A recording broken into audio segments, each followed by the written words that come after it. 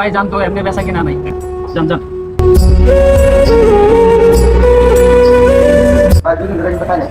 ভাই জানতো, আরে ভাই জানতো।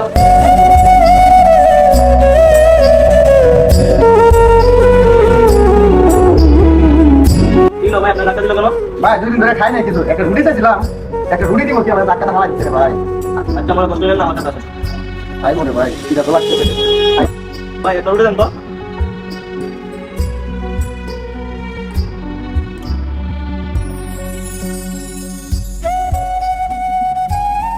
এরকম হাজারো মানুষ আছে যারা ক্ষুধার যন্ত্রণায় মানুষের কাছে হাত পাতে, আর কিছু মানুষ তাদের উপর অত্যাচার করে।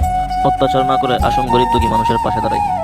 এবং এই ভিডিওটা ভালো লাগলে সবাই লাইক কমেন্ট শেয়ার করে যাবেন।